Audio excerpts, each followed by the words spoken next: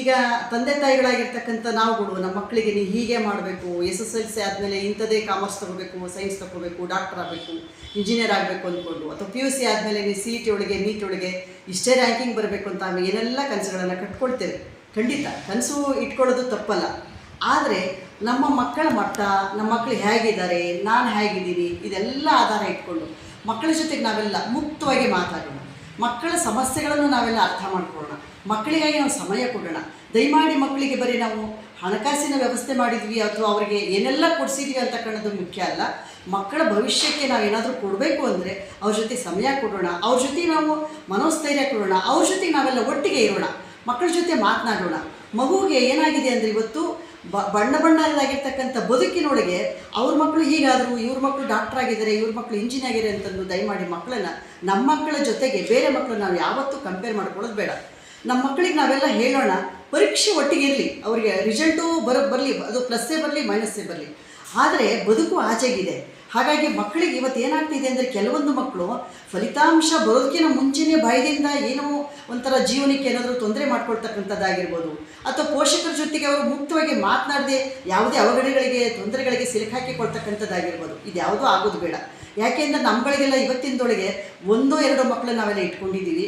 ಹಾಗಾಗಿ ಮಕ್ಕಳ ಜೀವ ಎರಡೂ ಭಾಳಷ್ಟು ಮುಖ್ಯ. ಆತ್ಮೀಯ ಪೋಷಕರೇ, ನೀವೆಲ್ಲ ಮಕ್ಕಳ ಜೊತೆ ಮುಕ್ತವಾಗಿ ಮಾತನಾಡಿ.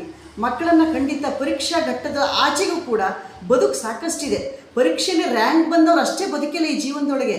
ಪರೀಕ್ಷೆ ಬರೀದೇ ಇದ್ದಂಥವರು ಬೇಕಾದಷ್ಟನ್ನು ಬೇಕಾಗಿರೋದಕ್ಕಿಂತ ಸಾಧನೆಯನ್ನು ಮಾಡಿರ್ತಕ್ಕಂಥ ಉದಾಹರಣೆಗಳು ನಮಗೆಲ್ಲ ಇದೆ. ನಾವೇ ತಗೊಳ್ರಿ, ನಾವೆಲ್ಲ ದೊಡ್ಡ ದೊಡ್ಡ ಡಿಗ್ರಿಗಳನ್ನು ಮಾಡ್ಕೊಂಡು ಇವತ್ತು ಬದುಕಿಲ್ಲ. ಆದರೆ ನಾವೆಲ್ಲ ಬದುಕನ್ನು ಅಂತಂದು ನಮ್ಮ ಹಿರಿಯವರೆಲ್ಲ ನಮಗೆ ಕಲಿಸ್ಕೊಟ್ಟಿದ್ದಾರೆ. ನಮ್ಮ ಭಾರತೀಯ ಸನಾತನ ಧರ್ಮ ಹೇಳಿದೆ, ಬದುಕು ಅಂತಂದರೆ ನಾವೆಲ್ಲರೂ ಒಟ್ಟಿಗೆ ಏನಿದೆ ಅದರಲ್ಲಿ ಯಾವುದೇ ವೃತ್ತಿ ಆಗಿರ್ಬೋದು, ಯಾವುದೇ ಕೆಲಸ ಆಗಿರ್ಬೋದು, ಮಕ್ಕಳಿಗೆ ಹೈರಾರ್ಕಿ ಮಾಡಿದರೆ ಹೀಗೆ ಮಾಡುವಂತಕ್ಕಂಥದ್ದು ಮಾಡೋದು ಬೇಡ. ಹಾಗಾಗಿ ಮಕ್ಕಳಿಗೆ ನಾವೆಲ್ಲ ಪ್ರೀತಿ ಕೊಡೋಣ, ಸಮಯ ಕೊಡೋಣ. ರಿಸಲ್ಟು ಪಾಸ್ ಆಗಿರ್ಬೋದು, ರ್ಯಾಂಕ್ ಆಗಿರ್ಬೋದು, ಫೇಲ್ ಆಗಿರ್ಬೋದು, ಯಾವುದೇ ಏರುಪೇರುಗಳಿದ್ದರೂ ಸಮಚಿತ್ತದೊಳಗೆ ಸ್ವೀಕಾರ ಮಾಡ್ತಕ್ಕಂಥ ಧೈರ್ಯವನ್ನು, ಮನಸ್ಥಿತಿಯನ್ನು ನಮ್ಮ ಮಕ್ಕಳಿಗೆ ಕೊಡೋಣ. ಆ ಮೂಲಕವಾಗಿ ಮಗು ಬದುಕಬೇಕು, ಧೈರ್ಯವಾಗಿ ಬದುಕಬೇಕು. ನೀ ಏನಾದರೂ ಆಗು, ಕುವೆಂಪು ಹೇಳಿಲ್ವೇ, ನೀ ಏನಾದರೂ ಆಗು, ಮೊದಲು ಮಾನವನಾಗು. ಮಕ್ಕಳಿಗೆ ಮಾನವ ಮೌಲ್ಯಗಳನ್ನು ನಾವೆಲ್ಲ ಕಲಿಸೋಣ.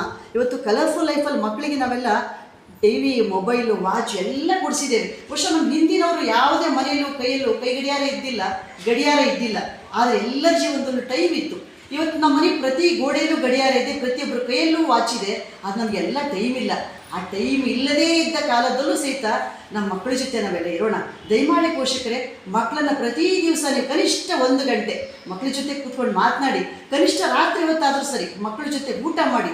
ಮಕ್ಕಳಿಗೆ ಏನು ಬೇಕು ಏನು ಬೇಡ ಮುಕ್ತವಾಗಿ ಮಾತನಾಡಿ. ಮಕ್ಕಳನ್ನು ನಾವು ಪೋಷಕರನ್ನು ಗೆರೆ ಕೊಡೋದು ಬೇಡ. ಪ್ರೀತಿಯಿಂದ ಅವರನ್ನು ಆಸ್ ಅ ಫ್ರೆಂಡಾಗಿ ಮಕ್ಕಳನ್ನು ಟ್ರೀಟ್ ಮಾಡಿ. ಆ ಮಗು ಜೀವನದಲ್ಲಿ ಏನೇ ಎಡರು ತೊಡರು, ಏನೇ ಕಷ್ಟ ಇದ್ದರೂ ಸಹಿತ ಬೇರೆ ಎದುರಿಗೆ ಹೇಳಿಸೋದ್ರ ಮೂಲಕ ತಂದೆ ತಾಯಿಗಳಿಗೆ ವಿಷಯ ಮುಟ್ಟಿಸೋದು ಬೇಡ. ನಮ್ಮ ಮಕ್ಕಳು ತಮ್ಮ ಕಷ್ಟ, ತಮ್ಮ ನೋವನ್ನು ತಂದೆ ತಾಯಿ ನಮ್ಮೆದುರಿಗೆ ಹೇಳುವಂಥ ವಾತಾವರಣ ನಾವೆಲ್ಲ ನಮ್ಮ ಮನೇಲಿ ಕಲ್ಪಿಸಿ ಕೊಟ್ಟಿದ್ದೇ ಆಗಿದ್ದರೆ ಖಂಡಿತ ಯಾವುದೇ ಅವಘಡಗಳಾಗೋದಿಲ್ಲ. ಆತ್ಮೀಯ ಪೋಷಕರೇ, ಖಂಡಿತ ನಮ್ಮ ಮಕ್ಕಳು ನಮಗೆ ಆಸ್ತಿ. ನಮ್ಮ ಮಕ್ಕಳೇ ಆಸ್ತಿ ಅಂತಂದಮೇಲೆ ಮಕ್ಕಳಿಗೆ ನಿಜವಾಗ್ಲೂ ನಾವು ಏನು ಕೊಡಬೇಕು ಅಂದರೆ ಮೌಲ್ಯಗಳನ್ನು ಕೊಡಿ, ಜೀವನವನ್ನು ಕೊಡಿ. ಖಂಡಿತ ಜೀವನದಲ್ಲಿ ರಿಸಲ್ಟ್ ಮುಖ್ಯ ಅಲ್ಲ, ರಿಸಲ್ಟ್ ಆಚೆಗೂ ಕೂಡ ಭವಿಷ್ಯ ತುಂಬ ಇದೆ. ಹಾಗಾಗಿ ನೀವೆಲ್ಲ ರಿಸಲ್ಟ್ ನಮಗೆ ಹೀಗೆ ಆಗಬೇಕು, ಹೀಗೆ ಮಾಡುವಂತಕ್ಕಂಥ ಒತ್ತಾಯವನ್ನು ಯಾವ ಕಾರಣಕ್ಕೂ ಮಾಡಬೇಡಿ. ಏನು ರಿಸಲ್ಟ್ ಆದರೂ ಫಸ್ಟ್ ಮಗಳಿಗೆ ನಾವು ಧೈರ್ಯ ಕೊಡೋಣ. ಆಗಲಿ ಮಗಳೇ, ಏನಾದರೂ ರಿಸಲ್ಟ್ ಆಗಲಿ ಕಣ, ಇನ್ನೂ ಒಂದು ಚಾನ್ಸ್ ಇದೆ ಅಂದರೆ ಫೇಲ್ ಆದವನಿಗೆ ಇನ್ನೂ ಪಾಸ್ ಆಗಲಿಕ್ಕೆ 2-3 ಚಾನ್ಸ್ ಇದ್ದರೂ ಕೂಡ ಅವನು ಇನ್ನೂ ಜೀವನದಲ್ಲಿ ಗಟ್ಟಿ ಆಗ್ತಾನೆ. ಖಂಡಿತವಾಗಲೂ ಫಸ್ಟ್ ರ್ಯಾಂಕ್ ಬಂದವರು ಆ ಮಾತ್ರ ಈ ಪ್ರಪಂಚದಲ್ಲಿ ಬದುಕಿಲ್ಲ. ಪರೀಕ್ಷೆಗೆ ಶಾಲೆಯೇ ಮೆಟ್ಲು ಹತ್ತಿದೇ ಇರ್ತಕ್ಕಂಥ ನಮ್ಮ ಹಿರಿಯರು ನಮಗೆಲ್ಲ ಮಾರ್ಗದರ್ಶಕರಾಗಿದ್ದಾರೆ. ನಮ್ಮ ಜೀವನದಲ್ಲಿ ಸಾಕಷ್ಟು ಜೀವನಾಂಶಗಳನ್ನು, ಜೀವನ ಮೌಲ್ಯಗಳನ್ನು ಕಲಿಸ್ಕೊಟ್ಟಿದ್ದಾರೆ. ಹಾಗೆಯೇ ನಿಜವಾಗ್ಲೂ ನಮ್ಮ ಅಜಿತ್ ಪ್ರೇಮ್ಜಿ ಅವರಾಗಿರ್ಬೋದು, ಸಾಕಷ್ಟು ಉದಾಹರಣೆ, ಸಚಿನ್ ತೆಂಡೂಲ್ಕರ್ ಆಗಿರ್ಬೋದು, ಅವ್ರ ಕಾಲೇಜು ಕೂಡ ಗಟ್ಟಿದ್ದಾರೆ ಅನ್ನೋ ಗೊತ್ತಿಲ್ಲ, ಆದರೆ ಜೀವನದಲ್ಲಿ ಬೇಕಾದರೂ ಸಾಧನೆ ಮಾಡಿದ್ದಾರೆ. ಅದ್ರ ಜೊತೆಗೆ ಆತ್ಮೀಯ ಪೋಷಕರೇ, ನಿಮ್ಮ ಮಕ್ಕಳಲ್ಲಿ ಬರೀ ನಾವು ಡಾಕ್ಟರ್ ಆಗಬೇಕು, ಇಂಜಿನಿಯರ್ ಆಗಬೇಕು, ಇದೇ ಪ್ರೊಫೆಷನ್ಗೆ ಹೋಗೋ ಅನ್ನೋದಕ್ಕಿಂತ ಹೆಚ್ಚಾಗಿ ನಿಮ್ಮ ಮಕ್ಳಿಗೆ ಏನು ಕೌಶಲ್ಯ ಇದೆ ಅನ್ನೋದನ್ನು ಒಂದು ಸತಿ ಆಚೆ ತೆಗಿರಿ. ಕೆಲವೊಂದು ಮಕ್ಕಳಿಗೆ ಡ್ರಾಯಿಂಗಲ್ಲಿ ತುಂಬ ಇಷ್ಟ ಇರ್ತದೆ, ಕೆಲವು ಮಕ್ಕಳು ಹೆಣಿಗೆಯಲ್ಲಿ ತುಂಬ ಇಷ್ಟ ಇರ್ತದೆ. ಏನು ಇಷ್ಟ ಇರ್ತದೋ ಖಂಡಿತ ಅವಕ್ಕೆ ನಾವು ನೀರೆರೆದು ಪೋಷಣೆ ಮಾಡಿದರೆ ಅದ್ಭುತವಾಗಿರ್ತಕ್ಕಂಥ ಒಂದು ಪ್ರತಿಭೆ ಹೊರಗಡೆ ಬರ್ತದೆ. ಹಾಗಾಗಿ ನಾವು ನಮ್ಮ ಮಕ್ಕಳನ್ನು ಸೂಕ್ಷ್ಮವಾಗಿ ಅರ್ಥ ಮಾಡ್ಕೊಳ್ಬೇಕು, ಮಕ್ಕಳ ಜೊತೆಗೆ ಸಂಭಾಷಣೆ ಮಾಡಬೇಕು, ಮಕ್ಕಳ ಜೊತೆ ಹೆಚ್ಚು ಹೆಚ್ಚು ಸಮಯ ಕೊಡಬೇಕು. ಪೋಷಕರೇ, ದಯಮಾಡಿ ನೀವೆಲ್ಲ TV ಆಗಿರ್ಬೋದು, ಮೊಬೈಲ್ ಆಗಿರ್ಬೋದು, ಇದನ್ನು ಆಚೆಗಿಡೋಣ. ಮಕ್ಕಳು ನಿಜವಾಗಿ ಜೀವನದ ಆಸ್ತಿ ನಮಗೆ. ಅದು ಜೀವಂತವಾಗಿರ್ತಕ್ಕಂಥ ವಸ್ತು ಅಲ್ಲ ರೀ, ಅದು ಜೀವ. ಅದ್ರ ಜೊತೆ ನಾವು ಆಟ ಆಡೋದು ಬೇಡ. ಅವ್ರಿಗೆ ಏನೆಲ್ಲ ಕೊಟ್ಟು ನಾವೇನು ಮಾಡ್ತಿದ್ದೀವಿ ಅಂದರೆ, ನಮ್ಮ ಜೀವನದಲ್ಲಿ ನಾವು ಮೊಬೈಲ್ ಕಾಣಲಿಲ್ಲ, ಒಳ್ಳೆ ಊಟ ಸಿಕ್ಕಲಿಲ್ಲ, ಒಳ್ಳೆ ಬಟ್ಟೆ ಸಿಕ್ಕಲಿಲ್ಲ, ನನಗೇನು ಇಲ್ಲ ಅಂತ ಅಂದ್ಕೊಂಡು, ನನಗೆ ಸಿಗದೇ ಇರೋದೆಲ್ಲ ನನ್ನ ಮಕ್ಕಳಿಗೆ ಸಿಗಬೇಕು ಅಂತ ಅಂದ್ಕೊಂಡು ಯಾವುದೋ ಮೂಡಲ್ಲಿ ಹೋಗ್ತಾ ಇರ್ತೀವಿ. ಖಂಡಿತ ಇದು ತಪ್ಪು. ಯಾಕೆ ಅಂತಂದರೆ ಮಗುವಿಗೆ ಕಷ್ಟನೂ ಅರ್ಥ ಆಗಬೇಕು, ಒಂದಿನದ ಉಪವಾಸ ಅರ್ಥ ಆಗಬೇಕು. ನಮ್ಮ ಲಾಲ್ ಬಹದ್ದೂರ್ ಶಾಸ್ತ್ರಿ ಇಡೀ ದೇಶಕ್ಕೆ ಒಂದು ದಿವಸ ಉಪವಾಸ ಮಾಡೋದ್ರ ಮೂಲಕ ಪ್ರತಿಯೊಬ್ಬ ಮನುಷ್ಯನು ಕೂಡ ಒಂದು ಉಪವಾಸದ ಅರ್ಥ ಮಾಡ್ಕೋಬೇಕು ಅವನಿಗೆ ಜೀವನದಲ್ಲಿ. ಬರೀ ಸುಖ ಇದ್ರೆ ಅಲ್ಲ, ಕಷ್ಟದ ಪ್ರಭಾವ ಇದ್ದರೆ ಮಾತ್ರ ಸುಖದ ಟೇಸ್ಟ್ ಗೊತ್ತಾಗ್ತದೆ. ಹಾಗಾಗಿ ಪೋಷಕರೇ, ದಯಮಾಡಿ ನಿಮ್ಮ ಮಕ್ಕಳ ಜೊತೆಗೆ ಮುಕ್ತವಾಗಿ ಮಾತನಾಡಿ, ಮಗು ಏನು ಬೇಕು ಏನು ಬೇಡ ಮುಕ್ತವಾಗಿ ಮಗು ಹಂಚ್ಕೊಳ್ಬೇಕು. ದಯಮಾಡಿ ನಿಮ್ಮ ಮನೆಯೊಳಗೆ ಒಂದು ನಡುಮನೆಯಲ್ಲಿ ಕೂತ್ಕೊಂಡು ಎಲ್ಲ ಮಕ್ಕಳ ಜೊತೆಗೆ ಗಂಡ ಹೆಂಡತಿ ಪರಿವಾರದೆಲ್ಲ ಸೇರಿಕೊಂಡು ಒಟ್ಟಿಗೆ ಊಟ ಮಾಡೋದ್ರ ಮೂಲಕ ದಯಮಾಡಿ ಕನಿಷ್ಠ 1 ಗಂಟೆ 2 ಗಂಟೆ ಆದರೂ ಟಿ ವಿ ಆಫ್ ಮಾಡಿ, ಮೊಬೈಲಿಂದ ದೂರ ಇದ್ದು ನಮ್ಮ ಬಾಂಧವ್ಯನ, ಮನೆ ಅನ್ನೋದು ಒಂದು ಹೌಸ್ ಆಗಿರಬಾರ್ದು, ಒಂದು ಹೋಮ್ ಅಪಿಯರೆನ್ಸ್ ಇರಬೇಕು. ನಾವೆಲ್ಲ ಒಂಥರ ಒಬ್ರಿಗೊಬ್ರಿಗೆ ಮನಸ್ಸನ್ನು ಅರ್ಥ ಮಾಡ್ಕೊಳ್ತಿರ್ಬೇಕು. ಗಂಡ ಹೆಂಡತಿ ಜೀವನ ಅರ್ಥ ಮಾಡ್ಕೊಳ್ಳೋದು, ಅಥವಾ ಹೆಂಡತಿ ಕಷ್ಟ ಗಂಡ ಅರ್ಥ ಮಾಡ್ಕೊಳ್ಳೋದು. ಆ ಮೂಲಕವಾಗಿ ನನ್ನ ಮಗ ಎಲ್ಲಿ ಹೋಗ್ತಿದ್ದಾನೆ, ನನ್ನ ಮಗಳು ಎಲ್ಲಿ ಹೋಗ್ತಿದ್ದಾಳೆ, ಏನು ಮಾಡ್ತಿದ್ದಾನೆ, ಇದೆಲ್ಲವನ್ನು ನಾವೆಲ್ಲ ಚರ್ಚೆ ಮಾಡಿ ಮಾತನಾಡಿ ಖಂಡಿತ ಮಕ್ಕಳಿಗೆ ಮಾನಸಿಕ ಸಪೋರ್ಟ್ ಕೊಡೋಣ. ಇವತ್ತೇನಾಗಿದೆ ಅಂತಂದರೆ, ಮಕ್ಕಳಿಗೆ ಪ್ರೀತಿ ಇಲ್ಲ. ಹಾಗಾಗಿ ಮಕ್ಕಳು ನಾವು ಅಂದ್ಕೊಂಡಿದ್ದೀವಿ ನಾ ಎಲ್ಲ ಕೊಟ್ಟಿದ್ದೀನಿ ನನ್ನ ಮಗಳಿಗೆ, ಏನು ಕಡಿಮೆ ಆಗಿದೆ ಅಂತ. ಖಂಡಿತ ಭೌತಿಕ ಸೌಲಭ್ಯಗಳು ಪ್ರೀತಿ ಕೊಡೋಕ್ಕೆ ಚಾನ್ಸೇ ಇಲ್ಲ. ಅದು ಪ್ರೀತಿ ಅಂತಕ್ಕಂಥದ್ದು ಅಂತರಾಳದಿಂದ ಬರಬೇಕು, ಹೃದಯದಿಂದ ಬರಬೇಕು, ಮನಸ್ಸಿಂದ ಬರಬೇಕು. ಹಾಗಾಗಿ ಆತ್ಮೀಯ ಪ್ರೀತಿ ಈಗಂದರೆ ನಮಗೆಲ್ಲ ಇದೆ. ಇವತ್ತು ಫೈನಾನ್ಷಿಯಲಿ ಆಗಿರ್ಬೋದು, ಎಲ್ಲ ವಸ್ತುಗಳಿದೆ ನಮಗೆ, ಆದರೆ ಪ್ರೀತಿ ಕೊರತೆ ಇದೆ ಅಂತ ನಾನು ಎಲ್ಲೋ ಅಂದ್ಕೊಳ್ತೀನಿ. ಹಾಗಾಗಿ ದಯಮಾಡಿ ನಮ್ಮ ಮಕ್ಕಳನ್ನ ಪ್ರೀತಿಸ್ರಿ. ಮಕ್ಕಳಿಗೆ ಮಾನವೀಯಾಗಿರ್ತಕ್ಕಂಥದ್ದು ಮತ್ತು moral support is very important. ದಯಮಾಡಿ ಆದ್ಮೇಲೆ ಮಕ್ಕಳಿಗೆ ನಾನು ಇದ್ದೀನಿ ಕಣೋ, ನೀನೇನೇ ಸಮಸ್ಯೆ ಆದರೂ ನನ್ನ ಹತ್ರ ಬಾ, ನಾನೇನು ಸಪೋರ್ಟಿವ್ ಆಗಿ ನಿಲ್ತೀನಿ, ನೀನು ಯಾಕೆ ಹೆದರ್ತೀಯ ಅಂತಕ್ಕಂಥ ಒಂದು ಧೈರ್ಯವನ್ನು ಕೊಡೋಣ. ಈ ಧೈರ್ಯ ಯಾವ ತಂದೆ ತಾಯಿಯಿಂದ ಮಕ್ಕಳಿಗೆ ಸಿಕ್ಕದೋ ಖಂಡಿತ ಆ ಮಗು ಯಾವತ್ತೂ ದಾರಿ ತಪ್ಪಲಿಕ್ಕೆ ಸಾಧ್ಯ ಇಲ್ಲ. ಆ ಮಗು ಯಾವುದೇ ರೀತಿ ಅವಘಡಗಳನ್ನು ಮಾಡ್ಕೊಳ್ಳಿಕ್ಕೆ ಸಾಧ್ಯ ಇಲ್ಲ. ಹಾಗಾಗಿ ಖಂಡಿತ ನಮ್ಮ ಮಕ್ಕಳನ್ನ ಮನಸ್ಸನ್ನು ನಾವೆಲ್ಲ ಅರ್ಥ ಮಾಡ್ಕೊಳ್ಳೋಣ. ಆ ಮೂಲಕವಾಗಿ ನಾವು ಪ್ರೀತಿಯ ದಾರಿ ಇಡೋಣ.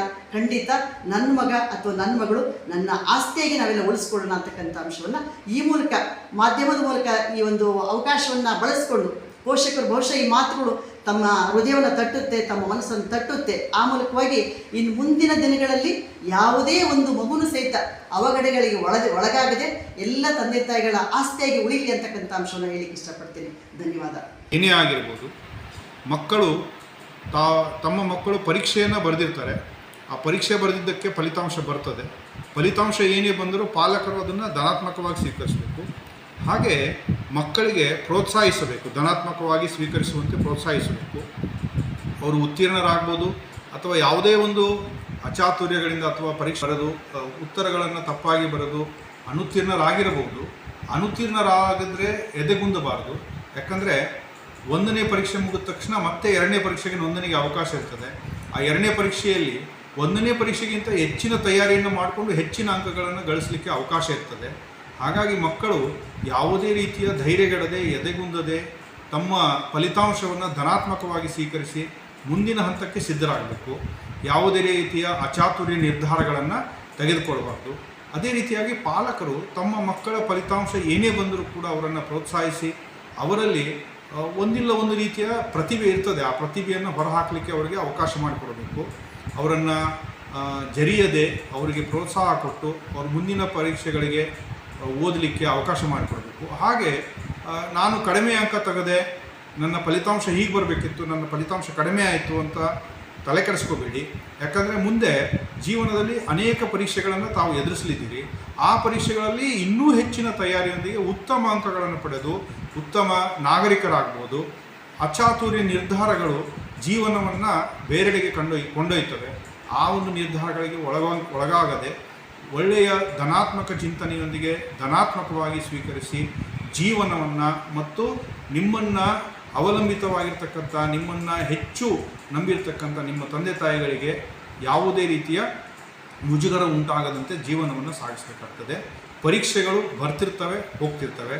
ಆದರೆ ಆ ಪರೀಕ್ಷೆಗಳಿಗೆ ತಯಾರಿ ಮಾಡಿಕೊಂಡು ಅವುಗಳನ್ನು ಧೈರ್ಯದಿಂದ ಎದುರಿಸಿ ನಿಮ್ಮ ಜೀವನವನ್ನು ಉತ್ತಮ ಜೀವನವನ್ನಾಗಿ ಮಾಡಿಕೊಳ್ಬೋದು. ಇನ್ನು ಅನುತ್ತೀರ್ಣನಾಗಿದ್ದೇನೆ, ನಾನು ಏನು ಮಾಡಬೇಕು ಅಂತಕ್ಕಂಥದ್ದಲ್ಲ. Failure is a most successful persons in the life. ಉದಾಹರಣೆಗೆ ಥಾಮಸ್ ಅಲ್ವಾ ಎಡಿಸನ್ ಶಾಲೆಯಲ್ಲಿ ಅವರ ಶಿಕ್ಷಕರು ಅವರ ತಾಯಿಗೆ ಕರೆದು ನಿನ್ನ ಮಗ ಎದಕ್ಕೂ ಉಪಯೋಗ ಇಲ್ಲ ಅಂತ ಹೇಳಿ ಜರಿದು ಕಳಿಸಿದ್ರು.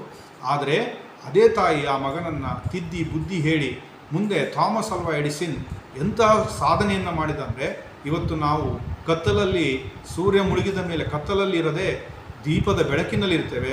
ವಿದ್ಯುತ್ ಬಲ್ಬನ್ನು ಕಂಡಿಡ್ದ. ಅದರ ಪ್ರಗತಿಯಿಂದ ನಾವು ಇವತ್ತು ಅನೇಕ ರೀತಿಯ ಫಲಿತಾಂಶಗಳನ್ನು ನೋಡಿ LED ಬಲ್ಬ್ವರೆಗೆ ಬಂದು ತಲುಪಿದ್ದೇವೆ. ಅಂದರೆ ಒಂದು ಪ್ರತಿಭೆ ಇರ್ತದೆ. ಆ ಪ್ರತಿಭೆಯನ್ನು ಹೊರಹಾಕಲಿಕ್ಕೆ ಪಾಲಕರು, ಶಿಕ್ಷಕರು ಎಲ್ಲರೂ ಪ್ರೋತ್ಸಾಹ ಕೊಟ್ಟಾಗ ಮಗುವು ಒಂದು ಅದಮ್ಯ ಚೈತನ್ಯವಾಗಿ ಬೆಳೀತದೆ ಅಂತಕ್ಕಂಥ ಮಾತನ್ನು ಈ ಮೂಲಕ ಎಲ್ಲ ಪಾಲಕರಲ್ಲಿ, ಎಲ್ಲ ವಿದ್ಯಾರ್ಥಿಗಳಿಗೆ ಹೇಳಲಿಕ್ಕೆ ಇಷ್ಟಪಡ್ತೇನೆ. ವಿದ್ಯಾರ್ಥಿಗಳೇ ಹೆದರಬಾರ್ದು, ಧೈರ್ಯದಿಂದಿರಬೇಕು. ಎಷ್ಟೋ ಪರೀಕ್ಷೆಗಳನ್ನು ನೀವು ಎದುರಿಸಬೇಕಾಗ್ತದೆ. ಆ ಎಲ್ಲ ಪರೀಕ್ಷೆಗಳನ್ನು ಧೈರ್ಯದಿಂದ ಎದುರಿಸಿ ಅಂತ ಹೇಳಲಿಕ್ಕೆ ಇಷ್ಟಪಡ್ತೇನೆ. ಹಾಗಾಗಿ ಮಾನಸಿಕವಾಗಿ ಏನೇ ಫಲಿತಾಂಶ ಬಂದರೂ ಅದನ್ನು ಎದುರಿಸಲು ಸನ್ನದ್ಧರಾಗಿರಿ ಎಂದು ಈ ಮೂಲಕ ಹೇಳಿ ನನ್ನ ಮಾತುಗಳನ್ನು ಇಲ್ಲಿಗೆ ವಿರಾಮಗೊಳಿಸ್ತೇನೆ.